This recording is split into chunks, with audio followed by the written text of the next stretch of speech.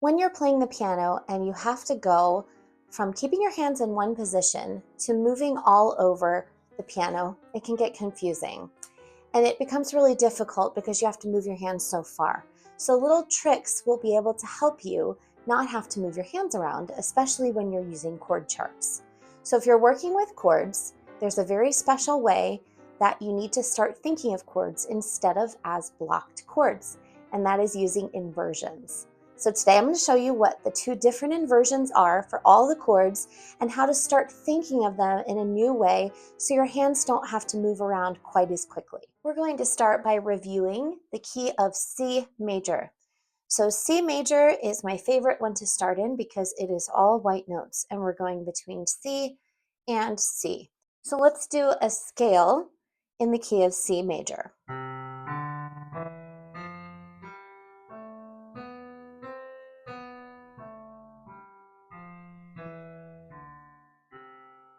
Now for the different chords in C major, all we have to do is start with a C, and then we do a third up from there. So 1, 2, 3 is up to an E, and then from our C, if we do a fifth above that, we get to a G, and that is our first chord. So if we keep, this is called a root chord or a stacked chord, and if we keep this pattern with a third and a fifth above, you will have stacked chords all the way up.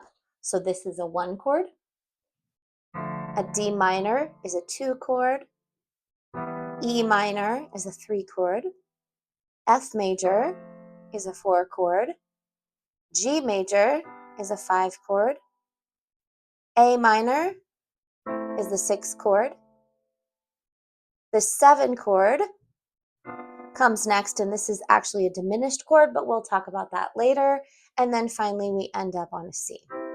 So if you are reading a chord chart and it says to play a C chord, you will know to play this. However, if your next chord, let's say the next chord it says to play is an F chord. If we wanted to stay in this stacked pattern, you would move up to an F here. But look how far apart that is from a C chord. So we start here, and then we would move up to an F chord. Instead of doing that, we're going to look at what some inversions are. So let's talk about chords for a minute. And we're going to start with the C before we go back into what I would do to change the F chord.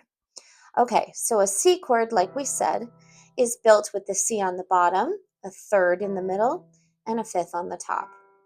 However, if we take this C off the bottom and we put it up here to this C, it's still a C chord. It still has a C, an E, and a G, but now the C is on top. And it doesn't look like a stacked chord anymore. That is our first inversion. So if we start with our root chord, we take the bottom note off and put it at the top. That's called our first inversion. Then if we were to do that one more time, where we take this E from the bottom and we put that on top, that's still a C chord, but now it looks completely different. Now it is a G, C, E instead of a C, E, G. So when your chord chart calls for a C major chord, you can play a stacked chord like this. You can play a first inversion chord, or you can play a second inversion chord. And that applies to any note on the piano.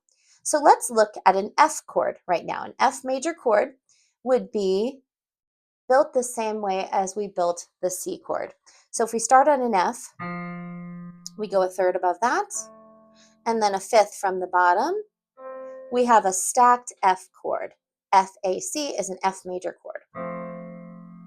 So that remains an F major chord if we play it like this. If we play the first inversion, which is the F on top, or the second inversion, which is the A on top. So, from our original example, if we were going from a C major chord, and your next chord is an F, which you know that an F major chord is an F, an A, and a C. We already have a C down here, okay? And we have an F right here. So what is the note that we are missing? That is an A.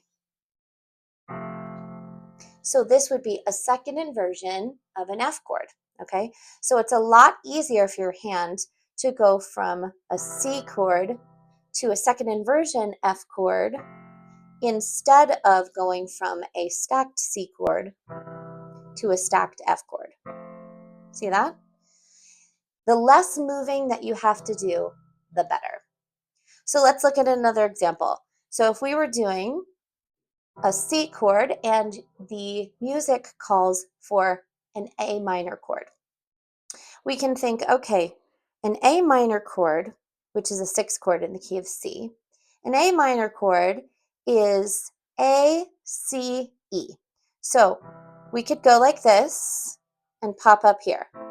Look at that. Look how far we had to move from a C major chord to our A minor chord. It would be a lot easier if we moved to this one here and just keep it stacked because that's right where we are. So you're thinking, what notes are in common with the chord that I have before? All right, so let's do one more. If we're going from a C chord and the next chord that it calls for is a G chord, we could go C chord and then move our hand all the way up like that. But look how much movement we had. C to G. And that also sounds like there's a big gap to the ear as well. So instead, think of our G chord. We have a G, B, and D. And we started out here. Look how much closer this B is and how much closer this D is, okay? So we have a G down already, and we just need to move our hands. So we're going to the first inversion of a G. So we have a C chord to the first inversion of our G chord instead of C chord pop up to a G chord.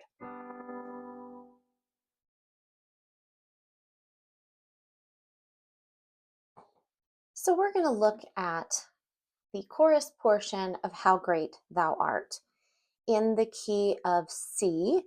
And we're actually going to start on the chorus, which starts with a G major chord. So let's go through the chords first with our left hand, figure out what inversions would be good before we add the right hand melody in. So we start with a G chord in our left hand, then sings nigh, and then on the word soul, we go to a C chord. But we don't want to pop up to here because it's so far away. So let's do a second inversion of the C chord. And then we're going to an F, A, C. We already have a C. There's an A right next to us, so we just need to move down to a stacked chord for F, and then back to that second inversion of C, right? Then we have a D minor 7. So for a D minor, we have D, F, A, and then an added C for the 7th, okay? So that's right around here. So we have a D, an F, and an A with an added C right here. And then we go to a G chord, which a stacked chord is right here, and then back to a C. So see how we only have to move our hands a little bit in order to get those chords in for our left hand. So now let's put our chords in our left hand with the melody in the right hand. Starting with the G chord, here we go.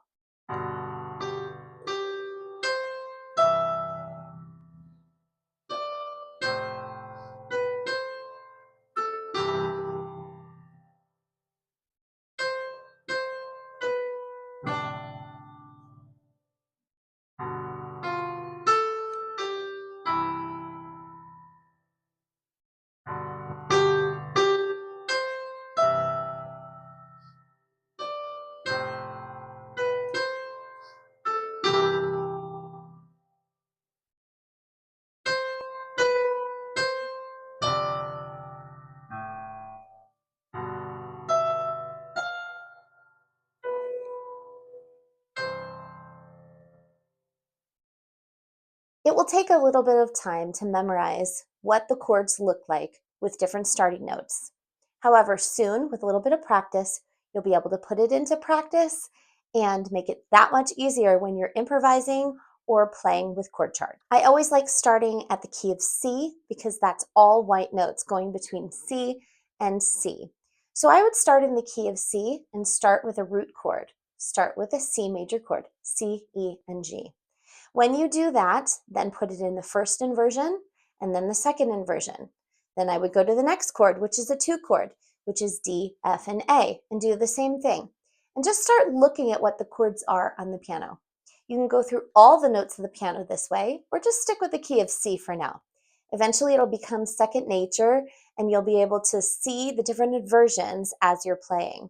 So good luck, get some practice in, and soon you'll be able to do it without even hardly thinking about it.